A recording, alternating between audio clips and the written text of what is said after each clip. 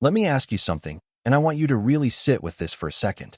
Think back to 2008, or March 2020, or any time in the last few years when the news was screaming that the economy was collapsing and your portfolio was down 30, 40, sometimes 50%.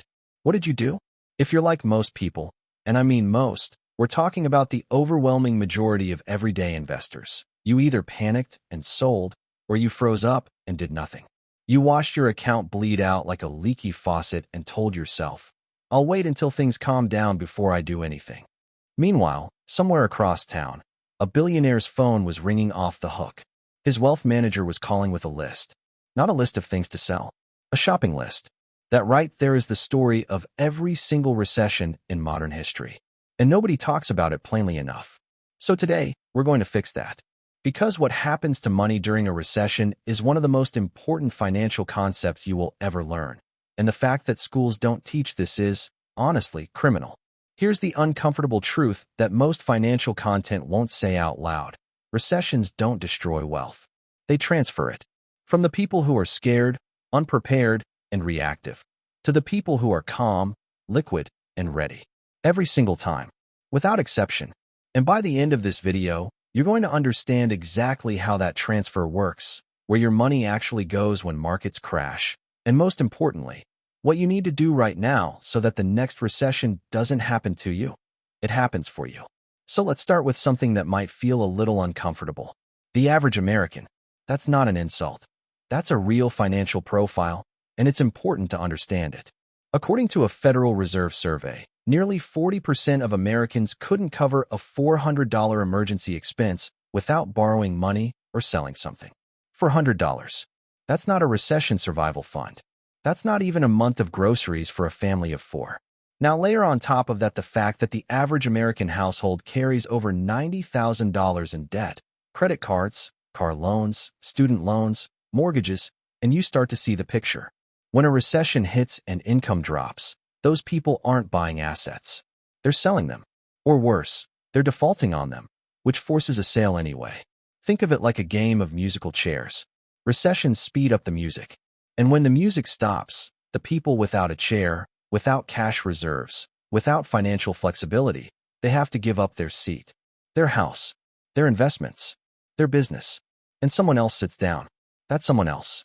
9 times out of 10, it's someone who is already wealthy. And here's the maddening part. It's not because they're smarter. It's because they're prepared. There's a massive difference. Now I want to walk you through exactly what happens, step by step, because this is where it gets really interesting. A recession, technically, is 2 consecutive quarters of negative GDP growth. That's the textbook definition. But in real life, a recession feels like this.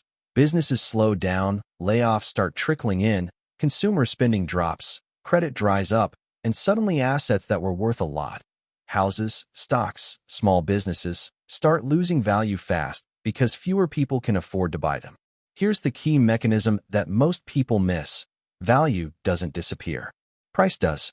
That is not the same thing. When the stock market drops 30%, the companies don't become 30% less capable. Their factories don't disappear. Their engineers don't forget how to work. Their patents don't evaporate. The earnings potential of a great business doesn't fundamentally change because the Dow Jones had a bad quarter. What changes is the price that scared, cash-strapped sellers are willing to accept. And that is an enormous opportunity, if you have cash. Warren Buffett has said it more plainly than anyone. Be fearful when others are greedy, and greedy when others are fearful. During the 2008 financial crisis, Buffett's Berkshire Hathaway invested $5 billion into Goldman Sachs, $3 billion into General Electric, and billions more into other companies, at steep discounts, with incredible terms that he could only negotiate because everyone else was panicking and he had capital. By 2012, those investments had made him billions in profit. Not because he was a genius, because he had cash when everyone else needed it. That's the first big transfer mechanism. Stock market assets from the fearful to the prepared. The second transfer mechanism is real estate. And this one hits closer to home for most people because it's more visible. It's your neighborhood. It's houses you drive past every day. During the 2008 housing crisis, home prices in the United States fell by an average of 30%.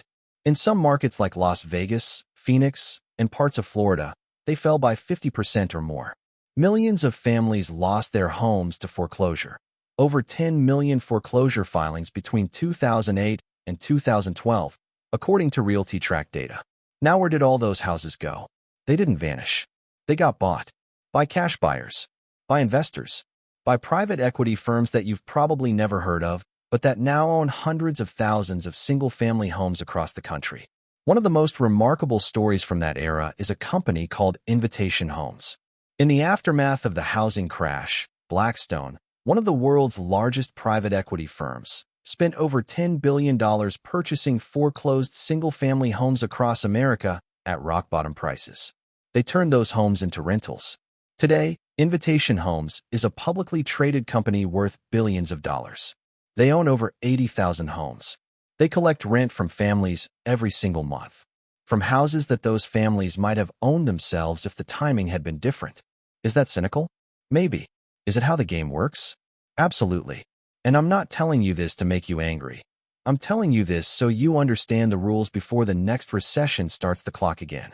Now let's talk about something slightly more psychological, because this is where I think a lot of financial content falls flat. It's not enough to know what to do. You have to understand why your brain makes it so hard to do it. During a recession, your brain is working against you. Hard. There's a well-documented psychological concept called loss aversion, first identified by Nobel Prize-winning psychologists Daniel Kahneman and Amos Tversky.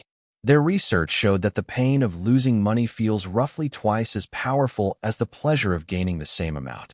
Losing $100 hurts about twice as much as finding $100 feels good.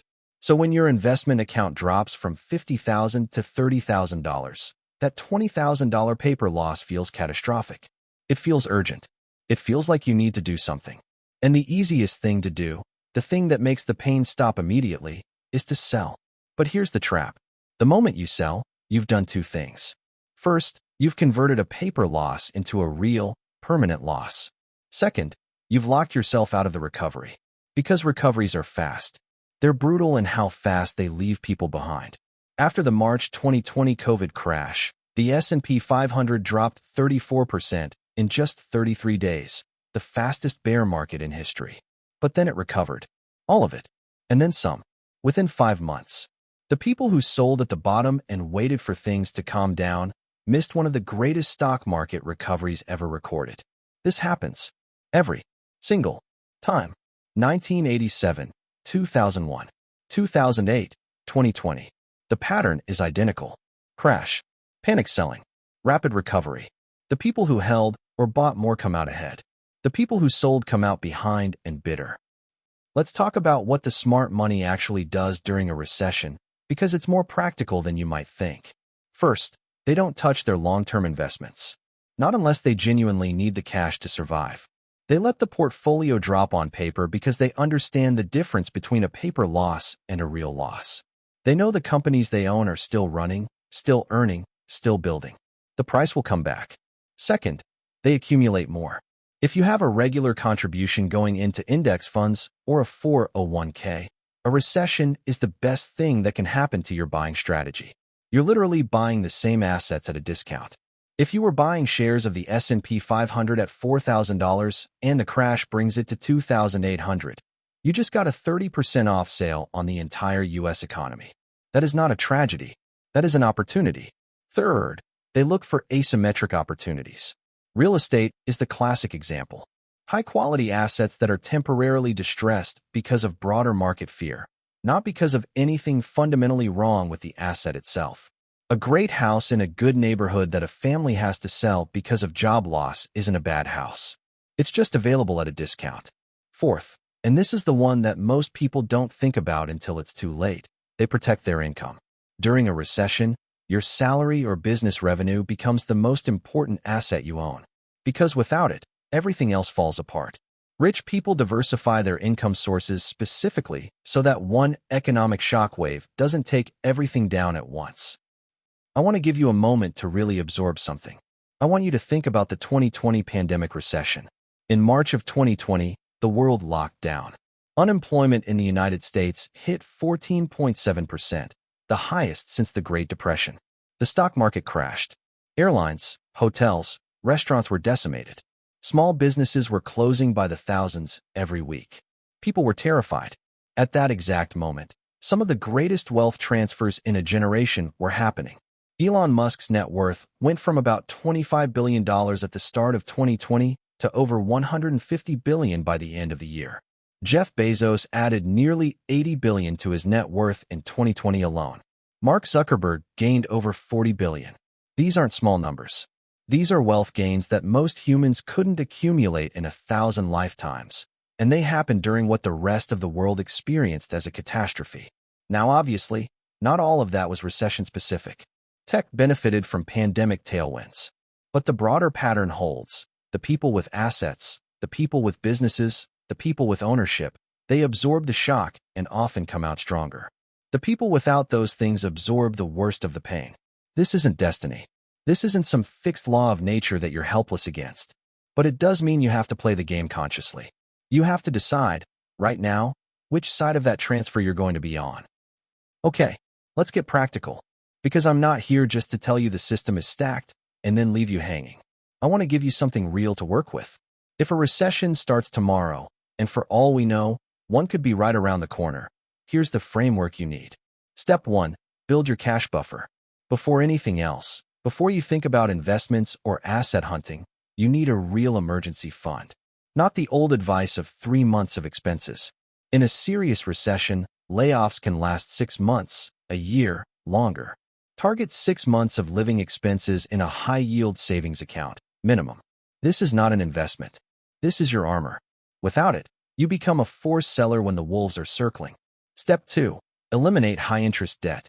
Credit card debt averaging over 20% interest is a guaranteed negative return.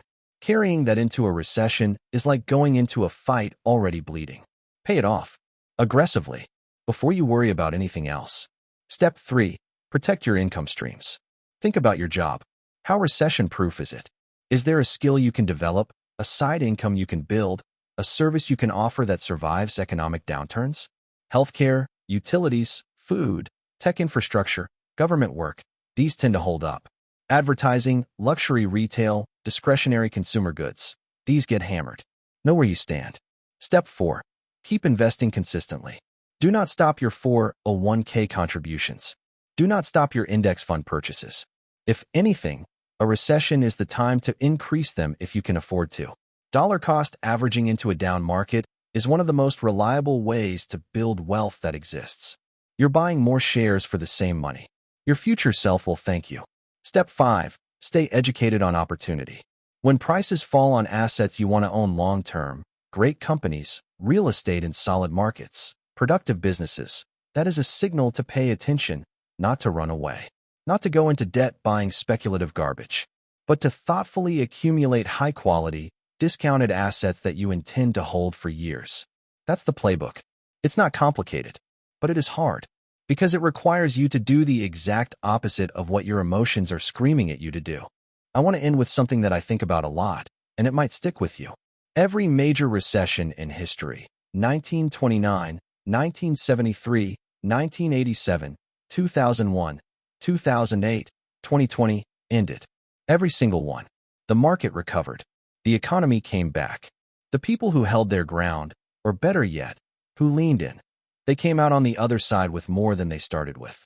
And every recession created a new class of wealthy people who weren't wealthy before. Not because they got lucky, because they understood the mechanics. They knew that fear was an opportunity. They knew that a price drop wasn't a value drop. They knew that preparation wasn't pessimism. It was power. The question is never whether the next recession is coming. It is. The only question is, which side of the transfer are you going to be on? You don't need to be a billionaire to play the long game. You don't need a hedge fund or a wealth manager or insider access. You need discipline, a cash buffer, consistent contributions, and the psychological strength to hold when everyone around you is selling. Start today, not when things feel safer, not when the news calms down, not when you have more money. Today, because the best time to prepare for a recession is before it starts. And you just learn more about how this works than 99% of people ever will. Now go do something with it.